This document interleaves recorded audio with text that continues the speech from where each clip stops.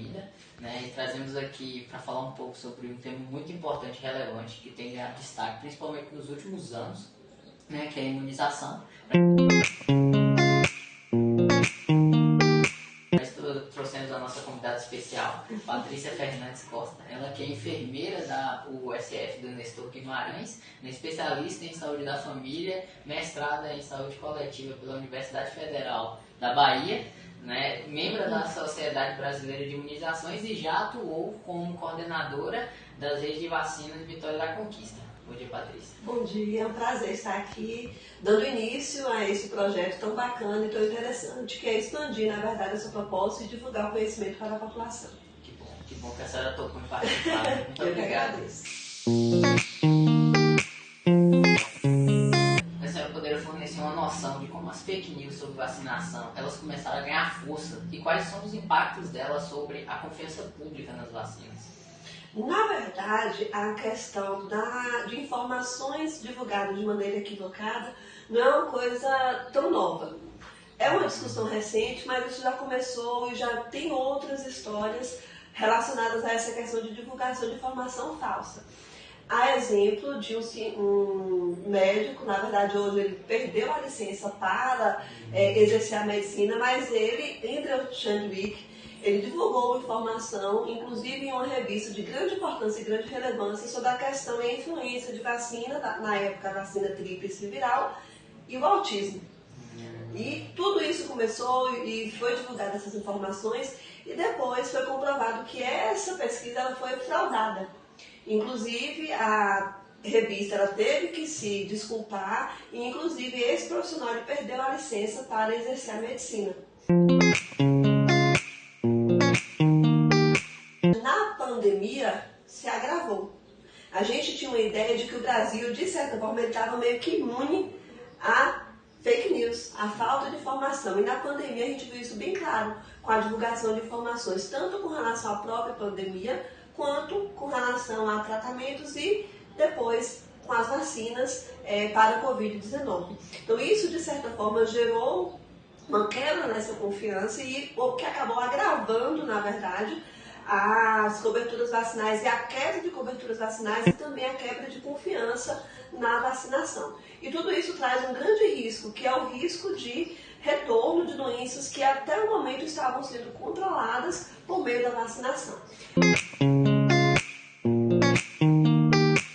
Então a gente costuma dizer que a vacinação ela foi vítima do próprio sucesso. O Programa Nacional de Imunizações ele tem 50 anos. 51 agora em setembro. Ele vai completar 51. É um programa respeitadíssimo e reconhecido, de grande credibilidade no Brasil e no mundo, e que contribuiu de maneira muito efetiva na redução da mortalidade, principalmente infantil, e pela erradicação e eliminação e controle de algumas doenças que na época matavam muitas crianças. Só que com o passar do tempo, a população que foi salva por essas vacinas acabou não vendo mais o quadro de doenças.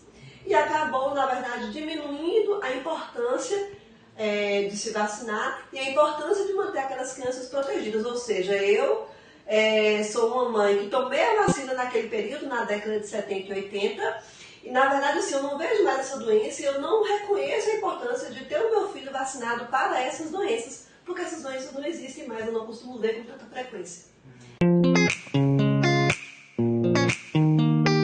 Os principais fatores que contribuem para que essas pessoas elas hesitem em vacinar, ou se existe algum perfil específico de pessoas que tendem a ser mais, digamos assim, hesitantes? Na verdade, a gente costuma dizer que assim, não é uma causa específica, existem várias causas.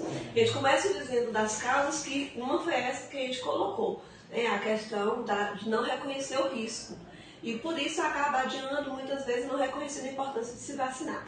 A gente já comentou na questão da fake news também, que é um ponto muito importante, e existem outros fatores, medo de reações, os possíveis efeitos colaterais ou eventos adversos indesejados, que assim como qualquer tratamento, as vacinas podem provocar reações rápidas e esperadas muitas vezes, e que de resolução também rápida, mas que de certa forma impacta no cotidiano daquelas famílias, o estilo de vida daquelas famílias, o horário do funcionamento da unidade de saúde, a disponibilidade de unidades de saúde próximo do local em que essa pessoa reside ou que essa pessoa trabalha, né?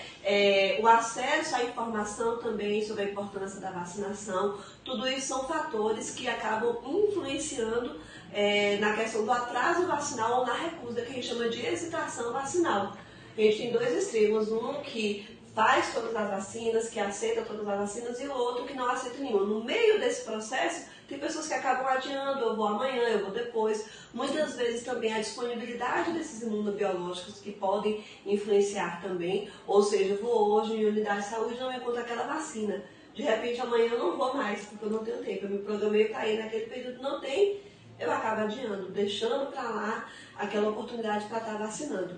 A capacitação de profissionais também que atuam nas salas de vacinação também influenciam, de certa forma, nessa questão da confiança. Então, a gente costuma dizer, e a gente trabalha com 5 Cs da vacinação, que é a conveniência, confiança, complacência, a comunicação, a forma como essas informações são divulgadas para a população e o contexto sociocultural dessa pessoa.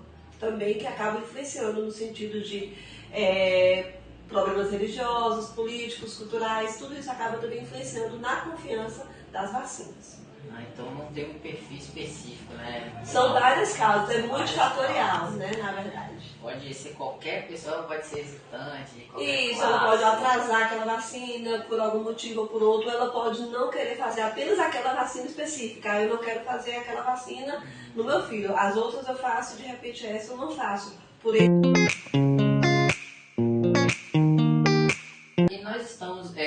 Percebemos aqui que tanto a fake news quanto a hesitação vacinal, elas têm contribuído para o retorno dessas doenças, né? E impedido o controle de novas. Então, nesse sentido, a senhora poderia detalhar mais sobre a relação entre essa baixa vacinal e o retorno dessas doenças previamente controladas ou erradicadas? Na verdade, a gente precisa de uma boa cobertura. Para algumas vacinas, para a maioria das vacinas, em torno de 95%. E essa cobertura não é simplesmente um número. Essa cobertura elevada não precisa acontecer, que é para você garantir a quebra da cadeia epidemiológica, da cadeia de transmissão daquela doença. Então, quando você tem um indivíduo que está vacinado, você quebra a cadeia e a possibilidade de transmissão. Ou, pelo menos, de formas graves daquela doença. Quando você tem uma população que não está vacinada, você tem indivíduos susceptíveis, indivíduos vulneráveis e expostos àquela doença. Um fato que aconteceu, por exemplo, do sarampo. Nós tínhamos um território livre de circulação do vírus do sarampo, recebemos o certificado, mas isso em 2016, porém em 2018 nós tivemos um boom de casos, 2019, porque nós tínhamos uma população, nós relaxamos, na verdade, não fizemos o dever de casa no sentido de manter aquelas coberturas elevadas. Houve uma migração, a migração de venezuelanos, principalmente Rondônia e Roraima, e chegando aqui eles encontraram pessoas susceptíveis, não vacinadas, e isso acabou gerando uma transmissão e nós perdemos esse certificado de território livre do sarampo. Estamos agora na busca dessa recertificação. Então, para isso, a gente precisa passar 2 anos sem registrar casos de indivíduos contaminados aqui no Brasil. Então, mas esse é um exemplo muito claro de como as coberturas vacinais elas impactam na possibilidade de retorno dessas doenças. Porque, inclusive, o Brasil ele é considerado um país de alto risco para o retorno da poliomielite, principalmente pela queda das coberturas vacinais. Então, nós estamos começando a retomar essas coberturas para que a gente consiga realmente garantir que o Brasil ele não volta a ter casos de poliomielite, que é a paralisia infantil, por exemplo. O último caso registrado no Brasil foi em 1989, no estado da Paraíba, município de Souza. Então, desde lá, nós recebemos o certificado em 1994, e até agora nós estamos lutando. Fizemos campanha de vacinação durante todo esse período para garantir essas elevadas coberturas, tanto é que nós não vemos mais casos de paralisia infantil no Brasil. Mas nós temos ainda em alguns países, e isso alerta o risco de transmissão. Por isso que a gente precisa realmente garantir, mais uma vez, voltando a falar daquelas elevadas coberturas. Inclusive são países vizinhos da gente aqui, né? São até doenças que parecem que são rápidas de serem combatidas, mas que podem... E o deslocamento das pessoas, né, também hoje é muito rápido.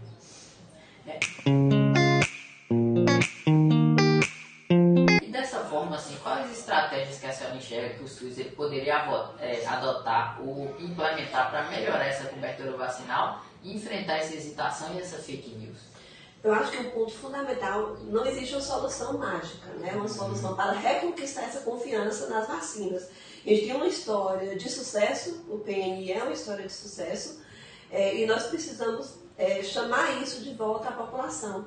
Então a gente precisa, inicialmente, também sensibilizar os profissionais, manter esse processo de educação continuada para esses profissionais também, sempre repensar dentro do contexto ali, onde aquela unidade de saúde ela está inserida, em mobilizar para saber qual é o horário que aquela unidade pode estar alterando, de repente pode estar funcionando para que essa população procure o serviço de vacina.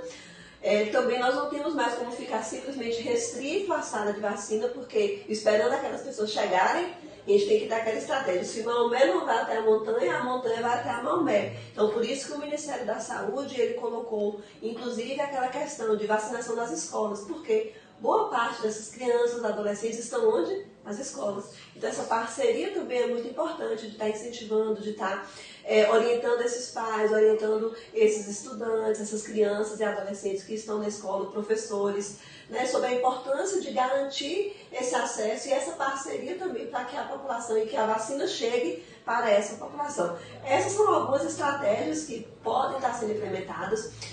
O microplanejamento estabelecido também pelo Ministério da Saúde é uma coisa importantíssima, porque a gente consegue adequar para cada realidade. O Brasil é um país incrível, fantástico, extremamente heterogêneo. Cada realidade, cada contexto é um. Então, não existe uma solução que vai dar certo para todos os locais, para todas as salas de vacina, para todas as comunidades, para todos os territórios. É preciso a gente pensar dentro de cada território qual é a estratégia que, para aquela população, pode dar certo, ou tem maior chance de dar certo, e avaliar continuamente esse processo para que a gente possa chegar a essa população, estar mais próximo e estar orientando no sentido de reconquistar realmente essa confiança. Sim, é a questão da adaptação, né? Cada região tem sua peculiaridade. Exatamente. E graças a Deus, né, o SUS ele consegue chegar ao máximo de regiões possíveis, né? Até porque essa temática da vacinação ela é muito importante. A única forma que a gente tem, de fato, verdadeira para combater doenças que causam problemas à nossa população, né? Então, assim, é uma temática importantíssima que ela merece ser debatida constantemente, até para evitar que essa hesitação, essas fake news, elas tomem conta e impeçam a população de se vacinar, de se protegerem, né? Exato. A importância de sensibilizar os profissionais de saúde, porque a influência dos profissionais de saúde é extremamente importante na aceitação da vacina. Se a comunidade chega para o profissional de saúde, o profissional de saúde ele hesita em recomendar essa vacina ou ele adia o processo de vacinação, para a população isso tem um impacto extremamente importante. Então, assim, inicialmente, o profissional de saúde ele precisa realmente estar convicto da importância da vacinação, sensível à importância disso para o controle das doenças, para que ele possa realmente conduzir e orientar essa população. Acho que o primeiro passo é isso. A gente ter profissionais de saúde realmente capacitados, sensíveis ao tema da vacinação, conhecedores da vacinação, porque tem muitos profissionais que no dia a dia acaba que não percebe ou não aborda essa questão com o paciente, com a sua população, com quem ele está atendendo. Então isso é extremamente importante. E a partir daí, reconhecer a importância e a influência desse profissional de saúde na divulgação de informação e na educação em saúde para essa população, principalmente relacionado ao tema de vacinação. Muito obrigado, Patrícia. Eu que agradeço a oportunidade. A nossa sessão foi muito bem recebida. A gente agradece muito mais uma vez. Obrigado. Eu que agradeço a oportunidade. Obrigada, estou à disposição.